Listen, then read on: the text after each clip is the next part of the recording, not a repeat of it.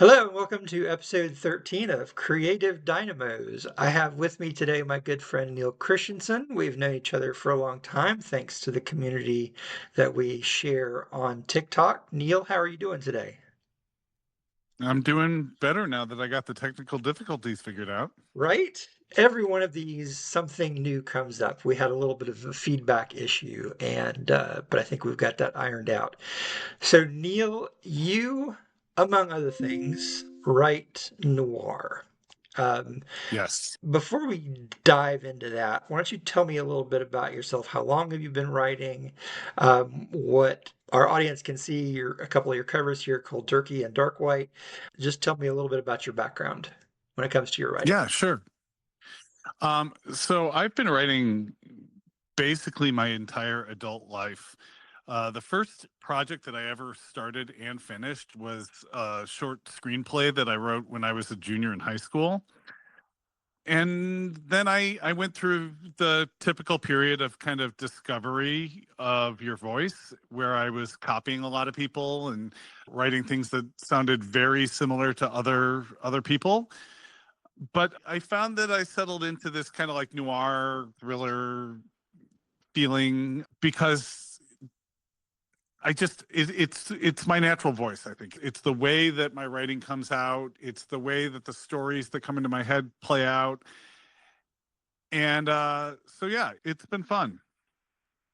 Now, I know that you write more than just, I know that you're capable of writing more than just noir because you and I were part of well, I guess I was part of a writers group that you started on TikTok for a while. And I got to see you play around in other playgrounds.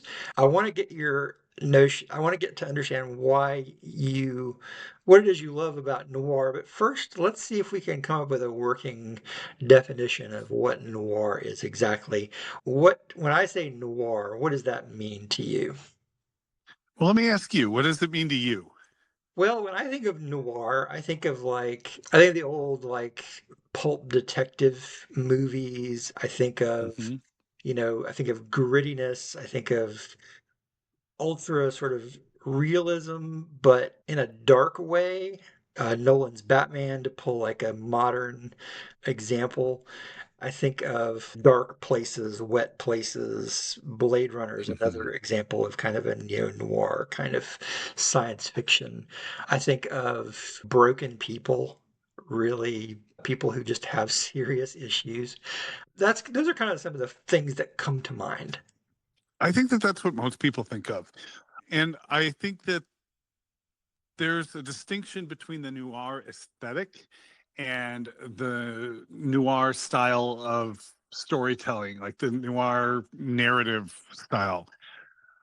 So yeah, the noir aesthetic is definitely like Batman, right? It's definitely like the movie Sin City. Think about like Casablanca, the Maltese Falcon. Yep. You like this dark, this kind of black and white, always raining.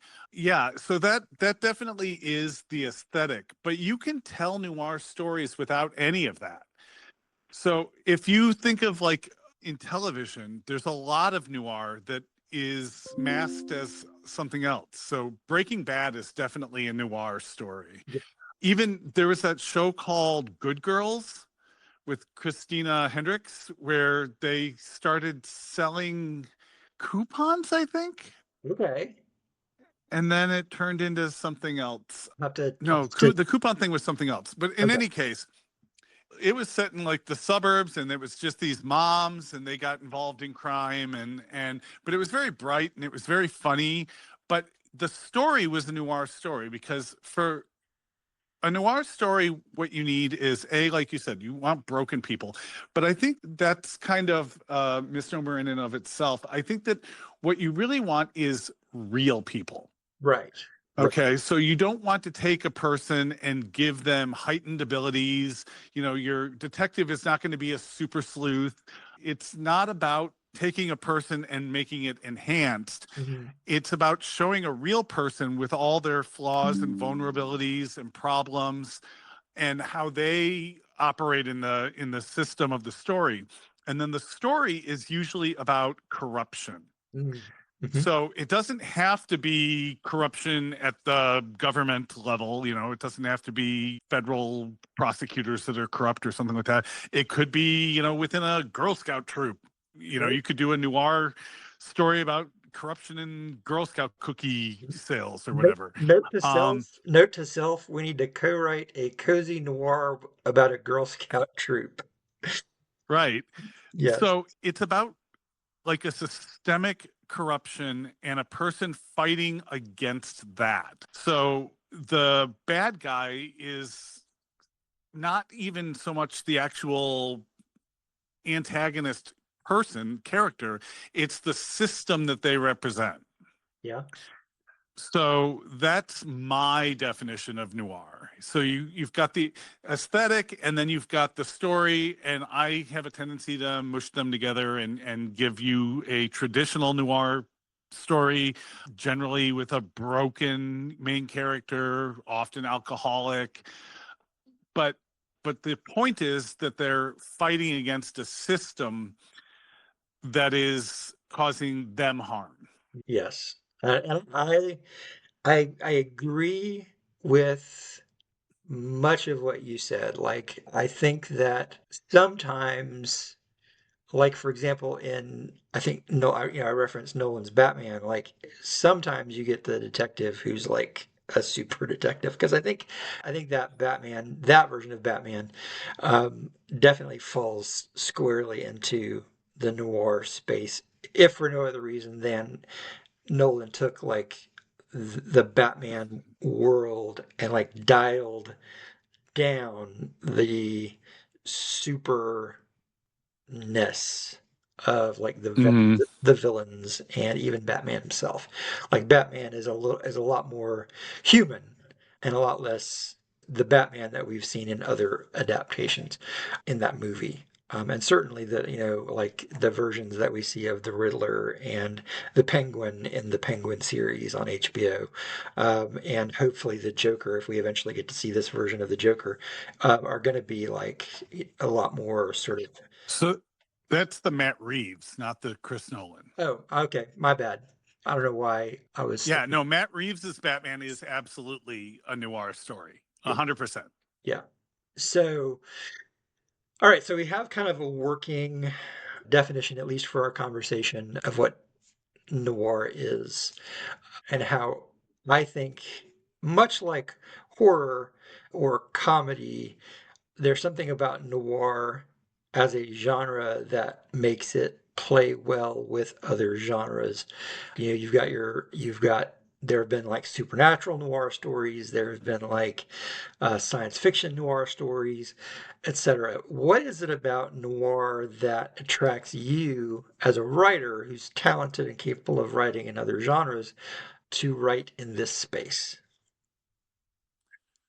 It wasn't a conscious choice. Um, I came up with a story. I came up with a character, and I started telling this story, and it's just how it came out. It wasn't until I was well into it that I started calling it like modern noir, because then I was like, oh my God, that's what I'm So doing here. yes, yeah. But it's the way, it's my voice, right? It's my voice as a writer is to have generally a person struggling against themselves, Hmm. and that they're their own worst enemy. And I think that probably comes from my life. Like, I think that I'm my own worst enemy in so many things. I can identify with that. Yeah, so that's really what it comes down to. I think that it's because that's just how I view the world. Like, I do. So I don't believe in fate. I don't believe in destiny. I don't believe in any of that stuff. I don't think that the universe controls us, but God damn it, sometimes it does feel like the universe is out to get me. And then I'm just like, I don't know. Like, what do you do with that? You write stories about people who drink a lot. Well, yeah. I have to admit to you, I finally started reading Dark White after a long time of just having it in my TBR, and I'm thoroughly enjoying it. But yeah, brother does. Brother to be drinking. Yeah, I've got plenty of books that are sitting on my TBR that I owe people a read. But I well, let's not say we owe anybody anything, but like yeah. for sure, I like and I grew to appreciate your voice through our readers group, through our writers group, excuse me. But yeah, like I get that, and I think another thing that I don't think this has to be the case with noir, but I think it's often the case that it's in first person or it's in first person or it's in very close third person. How necessary or important do you think point of view is to the genre? I think you can tell a noir story in third person, but first person allows for a few things that are, I think, really critical to making the story enjoyable. The first is empathy, right? We are able to take a character that is not a good person and not someone that you would necessarily root for. But by being in their shoes and understanding their situation, it allows us that empathy so that we can root for them. Mm, The other thing is immediacy, because first person just feels more immediate. Even if you're writing first person past tense, it still feels more immediate than third person, in my opinion. But I have a tendency to write in first person present tense, which makes everything that's happening is happening right now. And so that helps with pacing, right? It helps keeping the story moving and the energy going, and it helps keep the reader engaged. The last thing is that if you were to write, and I almost never do this, but if you were to write the book where the entire story is in first person present tense, then you don't have the ability to know anything else that's going on. So when you're coming up with ideas for thrillers and mysteries and stuff, it gives you that block so that you won't really only have what the character knows. yes. And that raises stakes, and it makes it more interesting from that character's point of view. I almost never do that. I almost always have chapters or sections that jump to another person's point of view. And when I do that, I usually go to a third person point of view. So I only carry one first person in a book, Interesting. but I'll jump to another character so that the audience knows that this is going on, even if the character doesn't. And that allows for that like irony in certain situations where the character is maybe in danger and they don't know it. How do you handle those POV switches in your text? Badly. I try to separate them by a chapter.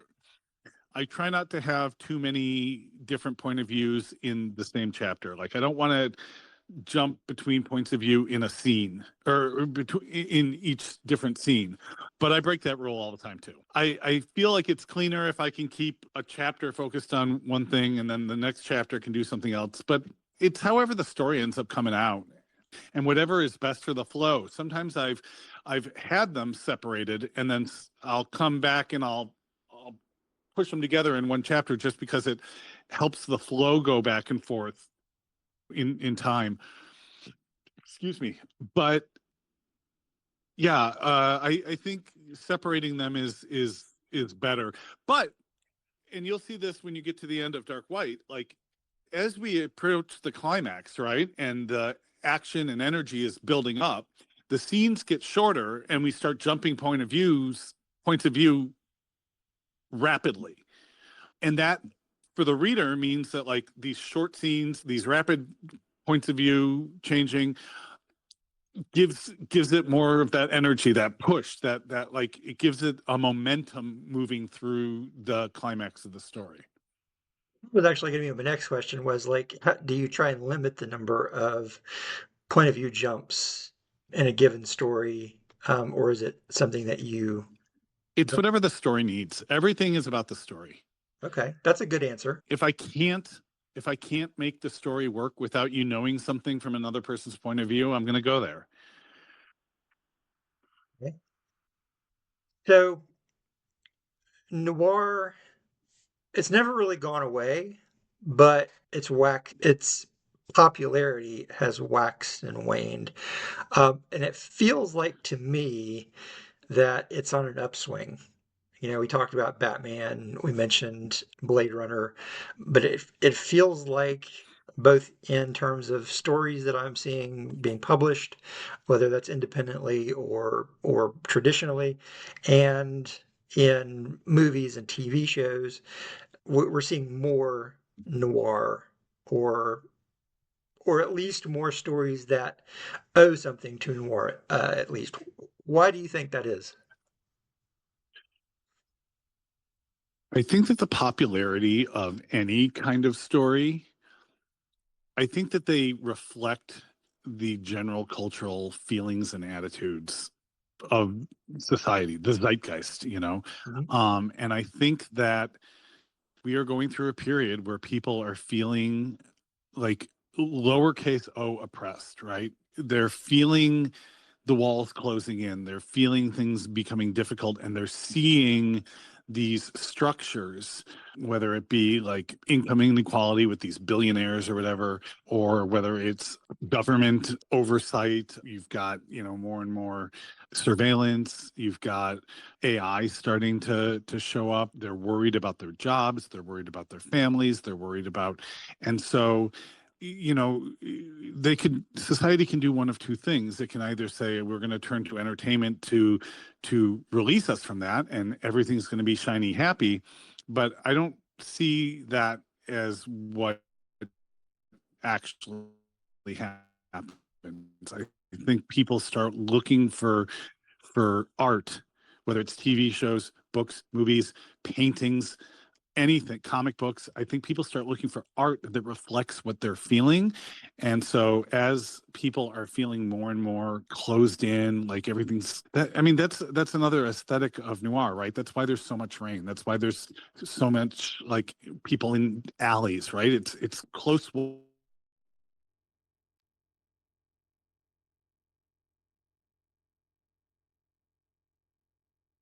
that people identify with. It feels relevant to their lives, and so that's, I think that that's why we're seeing it pick up more and more right now in the general like landscape of media. I I agree. I think it's no mistake that a lot of the original noir, like the Philip Marlowes and the black and white movies that we saw, like it's no mistake that these guys that were the detectives and the other main characters that we saw in the noir from like the 30s, 40s, these guys were, in a lot of cases, former soldiers that fought against fascism in Europe and were in a way fighting against that same fascism at home, um, whether it was, you know, actual Nazis that were left over from the war or Nazis that were still, in some cases, the war was still going on in the setting of the story, or corporations that were acting in similar fashion. So, yeah, I think that being in a time now where we're facing fascism in this country or in other countries, yeah, art imitates life and all that, Yeah, and showing someone pushing back against that and doing so in kind of a way that's not comic booky, but or super in some fashion, as you touched on earlier, is, you know, in a very hyper realistic way, is encouraging is not the right word, I don't think, but like uh, it's comforting. comforting. Yeah, it makes us feel like it's we can identify with the main character because we're normal people. We're, you know, facing these kinds of things in our own life, and seeing a hero that is also normal and perhaps a little more broken or a little more quote unquote normal than we are, with a few more problems than we may have, is also kind of comforting, encouraging. We can identify with this person. Yeah. Yeah, and it's kind of like in theater when if you go to a stage play, right, and you're sitting in the audience, everything looks kind of the way you expect it to. People, have, their faces look like people's faces, their voices sound right, the room that they're in looks like a room. But as you get closer, you see that, in fact, everything on stage is exaggerated, right? Mhm. So that's, wrinkles are drawn in real heavy, and people are projecting their voices very loudly. You go and you start looking at like the picture that's sitting on the mantle, and what looks like it should be just a regular picture sitting on a mantle, you get up close and it's like huge, right? And it's because you've got that distance from it that shrinks it down and makes it feel like it's real. I think that that is what we do with characters even in television, and especially like in genres, right? We exaggerate characteristics of the character so that from the distance of taking it in, whether it's in a book, a movie, or a TV show, or whatever it is, in taking it in, we can see those characteristics because they've been exaggerated, and we go, oh, we know that they have this characteristic because it's so evident, but it doesn't feel overly evident. Like, it doesn't feel exaggerated on the page because we are tuning it down to where we are, and we're like, I can identify with that because I know I struggle with X, Y, or Z. And so that character struggling with it, even though it's much bigger in their situation than what it is in my situation, it feels the same because of the distance that the narrative provides. So, what kind of ways have you exaggerated your protagonist in your books?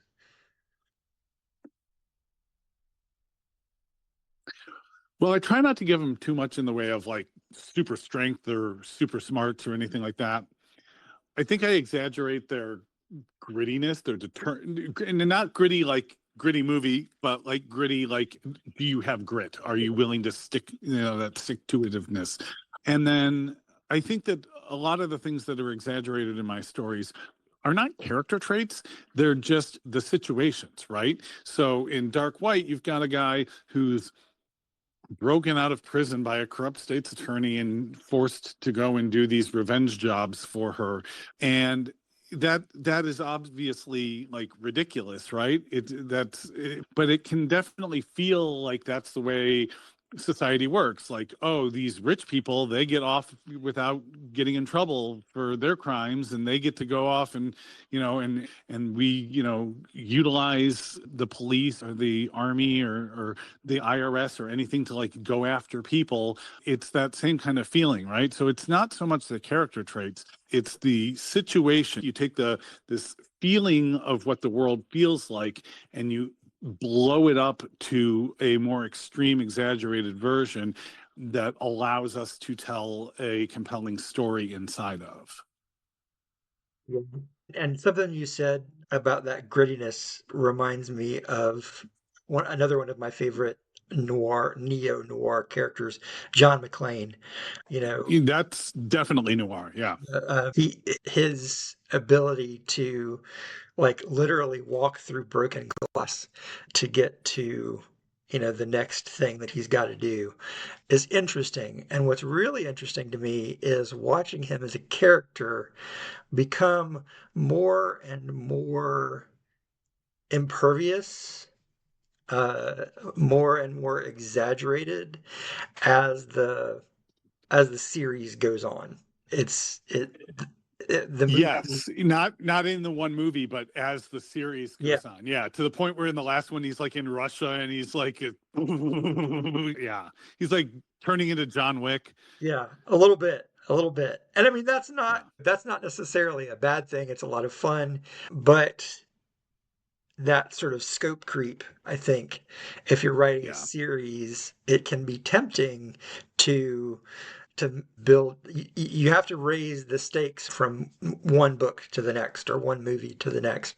It feels like. Is that something that you're tempted to do with your series, or do you Well, try and keep fortunately, things? thus far, I have not written two books with the same protagonist. Okay. So I haven't had scope creep on the protagonist yet. I do I Yeah, I mean there is something to the idea that I think Dark White, I tried really, really hard to make it feel realistic and make law enforcement operate, in with the one central conceit that, excuse me, that they're letting this guy go out and be an enforcer and assassinate people. Like, obviously, that you got to give the conceit, and then everything else gets built around that. And I tried to keep everything very realistic. I think that the tone of my novels, it does have a little bit of creep towards the more like standard noir feel, and leaning into some of the tropes and things like that. Definitely, like, I've got a character that I'm writing. The writing for this book is on hiatus, but because I don't have an ending. But I've got this character, Bishop Church, that is so completely stereotypically noir protagonist guy, and like talks that way, and and is mildly misogynistic, although I don't think he thinks he is. But and there's a lot of like creep, and then even the one I'm writing now, the Inadvisable Romance, which is going to be a noir legal thriller romance, because I just can't help myself. But in that, the protagonist is a female lawyer, but she's like hardcore, and she like lives in her office because she can't afford an apartment, and she like gets paid by her clients with like used Adderall, not used, but like old Adderall that she crushes up and snorts off her desk. And like, it's definitely creeping in terms of towards the more stereotypical aesthetic of noir from where I started with Dark White.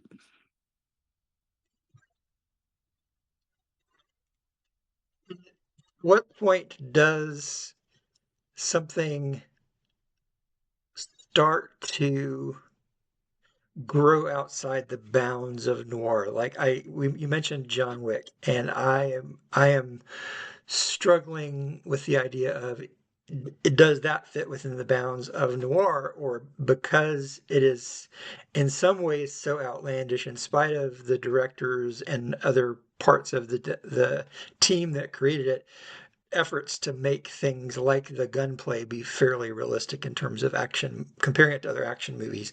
It too grandiose in terms of its world building and everything else to fit into that noir formula. I don't think so. I don't think noir is that small a box. I think that, just like you can have science fiction that goes from, anything from like The Martian with Andy Weir's The Martian, all the way up to, Dune, or and there's arguments to be made that like Dune and Star Wars and stuff are not really sci-fi, they're fantasy, and I am happy to have that pedantic argument all day long. But the point of the matter is, like, you can have things that are like purely 100% realistic, all the way up to laser swords and faster than light travel and all this stuff.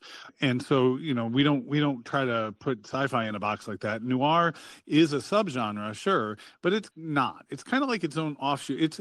I think noir is more like a spice, right? It's like a spice that you can put in. So you can have noir sci-fi, and you can have noir comedy, and you can have noir thriller, and you can have all that. You could have a noir horror. But you look at no one's going to argue that like the movie Sin City isn't noir, but it is way over the top crazy. True. True. John Wick is definitely noir in terms of its aesthetic. It's definitely noir in terms of its like this idea of the assassins like world and the corruption and stuff like that. But yeah, it's taking that, it's turning it up to 11, right? And there is scope creep in those movies like crazy between each episode, but it is definitely still noir. It's just noir can be like a spice that you're putting in other dishes, right? And Right. so I'm never comfortable taking anything and just saying like the genre of this is noir. It's like this is a story, it's maybe this genre with noir. I like that. And it's because like I've always viewed horror and comedy and romance slash erotica as being similar in that fashion. Like they are genres, but they are also, like you said, spices. They are additives in ways that maybe other genres aren't necessarily. And you know me, I like to mash up genres to no end. So yeah, 100% I agree. I see what you're saying. Like John Wick 1 is like jalapeno and like John Wick 3 is like scorpion pepper. Um, Yeah.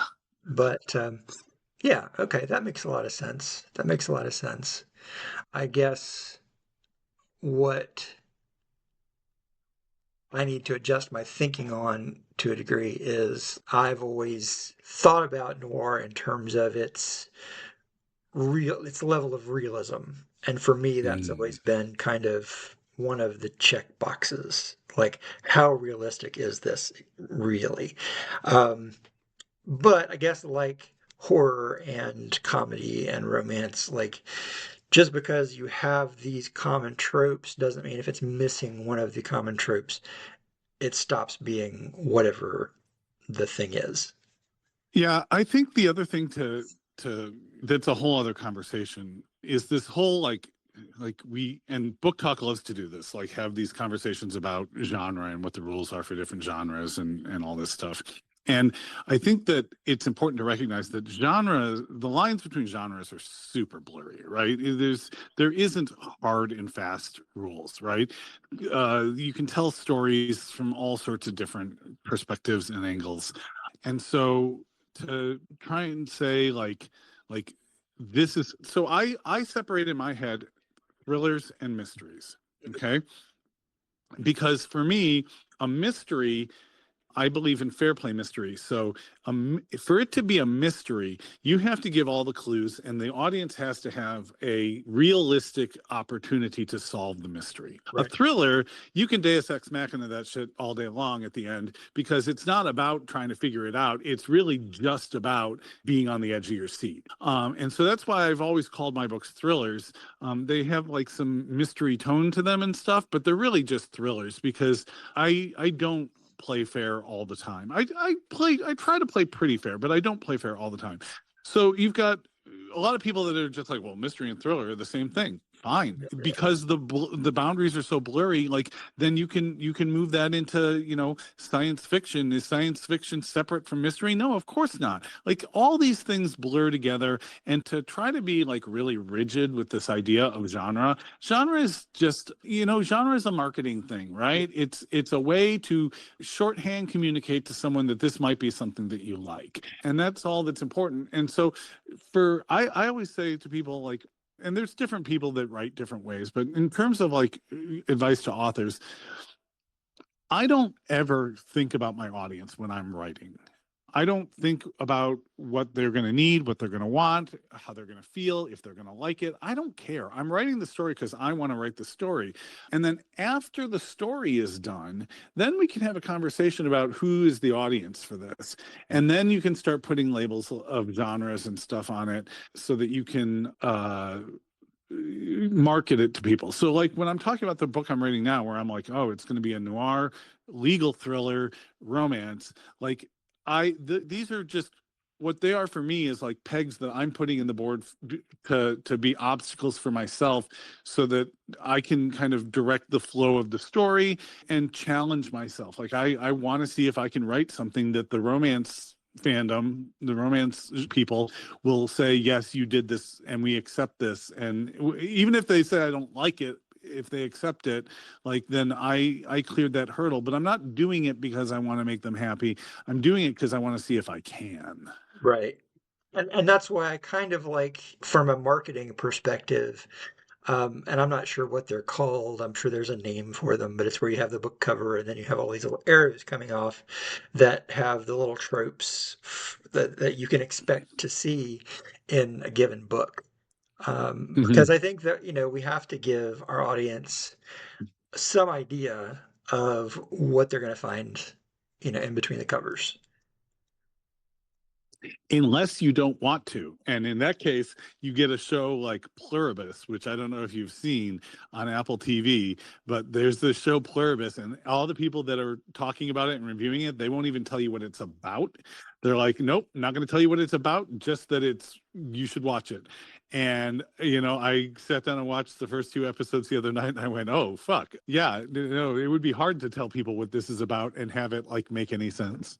Sure, there are definitely outliers like Pluribus, or what's that book you're reading that like nobody else like House of Leaves. Yeah, House I'm of Leaves, still reading that fucker. or a series like Oa. Well, I think that's what it was called. Like there are definitely The those, OA. Yeah. or anything by David Lynch. I think there are definitely stories out there that you would just have like all these arrows coming off of the cover, and there would just be question marks, like nothing but question marks. For sure. I'm not a David Lynch, so I need to have like clear genre, at least some touch points for my audience to, this is what you can expect.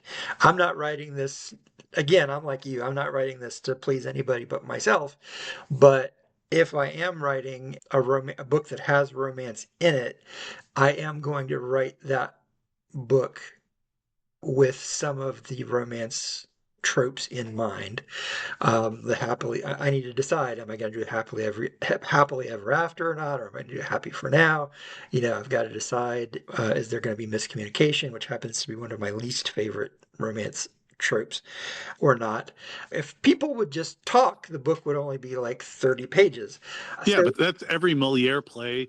That's every sitcom ever made. right. It's on Friends. They even made that joke one time where they're all sitting watching TV, and I think Chandler says, "Oh, this must be the episode of Three's Company where there's some kind of misunderstanding." And Phoebe goes, "Oh, well, I've seen this one." That's just all of them. Yeah, that as a as an audience member, like there's just something in my DNA that's just like I hate. I understand it in real life. Misunderstandings happen all the time, but like just talk to each other. Just so that's not for me. But I'll gladly write it for somebody else, like to enjoy.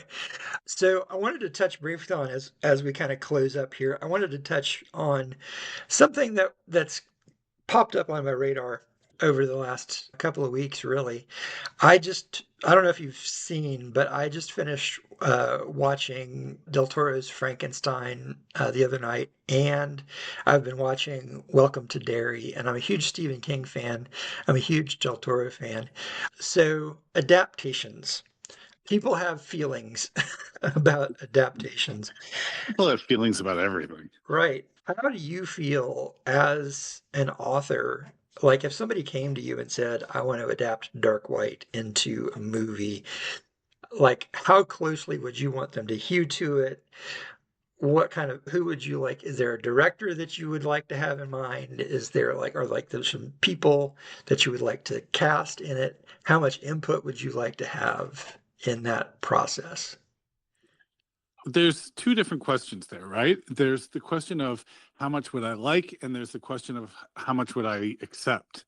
Like, at what point do I say, forget it, And the question of how much would I like? Well, I'd love to like have input on things. I'd love to be able to work on the script. I'd love to be able to, have input and influence on casting and all of that stuff.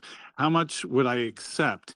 If they're going to give me a check, they can do whatever the fuck they want, assuming that the check is big enough, right? Yes. If they come to me with a number that is big enough for me, and I'm not an expensive person, it could be a pretty low number in terms of like industry standard and stuff. But if they came to me and offered me the right amount of money, they can do whatever they want with it because they can't change my book, right? My Right. book will always be on the shelf as my book. There's tons of crappy Stephen King adaptations, but that doesn't mean that the books that they're based on are crappy. And it makes people go and find the book. So if they said, "Hey, we are going to pay you this money, we are going to take your book, and we are going to tear it to shreds and just use the character names and make it a superhero movie," I'd be like, "Fucking fine, okay, yeah, I don't care, do whatever you want." Yeah, I do feel I'm kind of like you. I feel like in general, like the book or the whatever the original IP is, that's always going to exist. So if they screw up an adaptation of something that I enjoy tremendously, or especially with something like Frankenstein that's been adapted like 87 times at least, I can go watch one of my other favorite adaptations if I happen to not like the latest one, or I can go back and read Yeah. Mary Shelley's book, which is always going to be there for me. So, do you have any feelings about like an ideal director that you'd like to see for the Dark White movie that's going to get made in 2027, speaking things into existence for you, or any actors that you'd like to see cast in it? Are you one of those authors that fan casts their own books? I don't fan cast my books. I do sometimes have someone in mind, like as a prototype when I'm writing a character. There's a character in Malcolm Karma that is very much like prototyped and templated off of Elizabeth Tassioni on The Good Wife, and because I loved that character, and and so it's not a she's not like a direct ripoff, but it's definitely like was in my head when I was writing it. But mostly I don't like a lot of character description in stories. I know And this so as because you far as I'm concerned, like, anyone could play Gavin Gale. There is some character description in there, but honestly, I wouldn't care if they like, if they cast someone really cool and they didn't look anything like him, then that would be fine with me. And same thing with Malcolm Karma. Like, excuse me, think I ever I don't think I ever mention a race for any of my main characters. So they could be any race, any color, any sexual orientation. It wouldn't, it would be hard to have gay version of Malcolm Karma because, no, Malcolm Karma, I think well, he's married. You could have it. Yeah. If you wanted Malcolm Karma to be a woman and have it be, yeah, you could do any of that stuff and it would be fine with me. The character, like, as long as the character is in personality and action the same, I don't fan cast. I don't sit there and, in fact, once the book is out, I stop thinking about it entirely. I care an awful lot about and you know this, I think. I care an awful lot about what my characters look like, and I put a fair amount of character description in, like I say a fair amount, like I don't explicitly describe every character, but like I put little, some hair color, some skin color sometimes, some relative size if that's important to the character, things like that. So like if it's important to the character to be like Sean Younger in my Esho St. Clair series, he's a big Irishman. So it would be hard for you to cast like, I don't know, um, it'd be hard for you to cast like a skinny black guy as Sean Younger because that's just you could cast a big burly black guy, that'd be fine because they're black Irishmen, but he'd have to be Irish and he'd have to be big. Those two things are central to the character. Um, but yeah, I get what you're saying. Like, there are things I think that we all have that are integral to the character, and we would like to ideally see in an adaptation of our work. But Hmm. there are other things that are like, these things are negotiable, particularly if the check's big enough. Um, Yeah. for sure. I would like to see, like, as I said, Guillermo is a favorite director of mine. If I could get him to, direct an adaptation, frankly, of anything that I've written, that would be amazing. But particularly anything of my, like, Esho St. Clair series, that would be a lot of fun. Um, do you like, so we've talked about like, is it important for adaptations to stay close to the original IP? Not especially. Do you have a favorite adaptation that comes to mind? I think that the adaptation of the book Gone Girl was as close as they could possibly do. I don't think it would have been possible to make an adaptation of Girl more truly true to the book than it was, because anytime you're adapting from one medium to another, there are things that are just going to have to change. You know, pacing in a book and pacing in a movie are two totally different things. So I think that that was an exceptional adaptation. I'm trying to think of any others. I'm having a bit of a blank headspace right now. I can't think of other adaptations to compare. But yeah, I think that that's I would say one of my favorite book to movie adaptations. Mine is probably Green Mile. I think that as Stephen King adaptations go, which is a largely hit or miss proposition, but as just book to movie adaptations go, like that one hit all the marks. It left all the important stuff in. I really can't think of a whole lot that it changed except for, like, as we touched on with your book adaptation, like the character of Red and, well, no, that's Shawshank, not Green Mile. Like most of the characters, I think, were pretty much ripped straight from the book. Like most of the situations were ripped pretty much straight from the book. It's but to touch on Shawshank, like that's one of those instances where it was adapted from a short story, and there had to be a lot of Mhm. filling in the blanks that had to happen. And that's always fascinating when they take like a short story and blow it up into like a 2 hour, 2.5 hour movie. What the decisions that the screenwriter makes and the director makes is always interesting.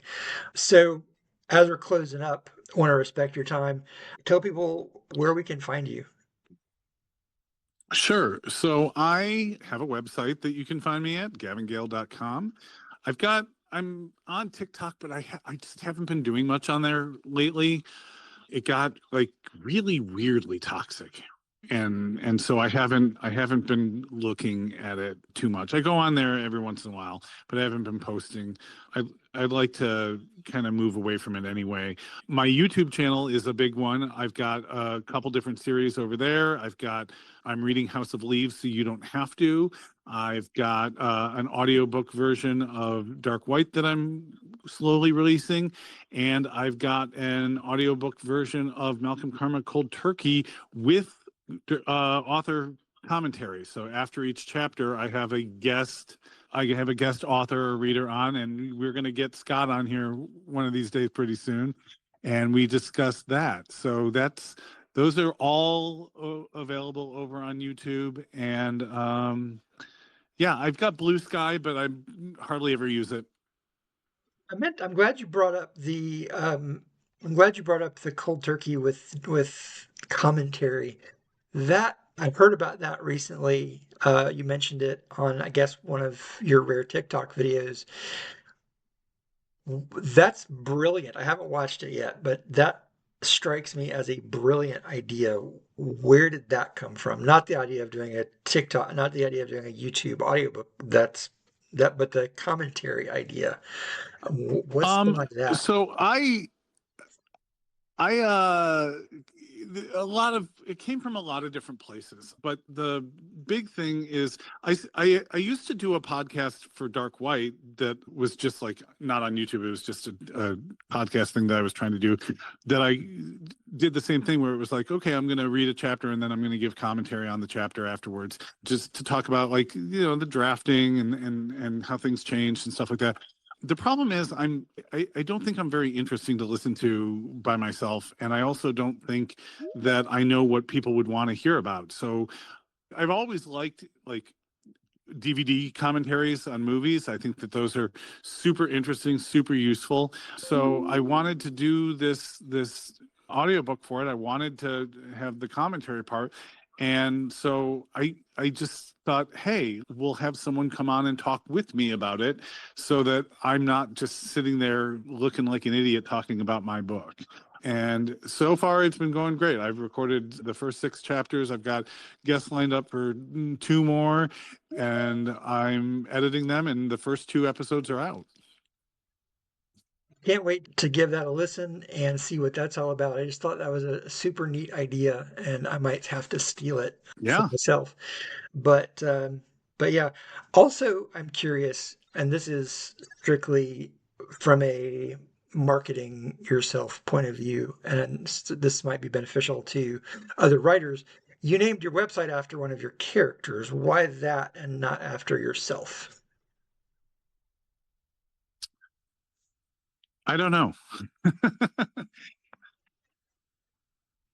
I I don't know. I don't know if I even looked up to see if like neilchristiansen.com was available, but at the time, you know, when I bought the URL and started building a website, the only thing I had going for me was Dark White. I think I bought it before it was even done. And I was just I think I thought that I was going to stay with that character and that it was going to be like my Jack Reacher, you know. And that so it would be like, you know, it wouldn't be weird to have like jackreacher.com for that book No, series. no. But then when I didn't do that, it just stuck. And I've thought about like getting a new URL and moving everything, but I also like I just don't care enough, and it's still fun for the branding of it. My personal advice to everybody out there, and I've said this before on here and other places, get your author name as your URL, even if all you do is redirect it to an existing website that you have, because people are not necessarily going to know your character name or your book name, but they're going to know your name from somewhere. That way you can just say, Yeah. If you Google me, it comes up right away. that's cool. That settles that question. You don't know, and you didn't think very far ahead. Yeah. All right, Neil, it was so good to talk with you. I appreciate your time. Yeah. I've missed having talking to you in writers group and stuff, but one of these days I'll get my act together and put something back together. But for now, we're just focusing on this. I hear you. I hear you. Thanks so much, and we'll talk soon. Thank you. Talk soon.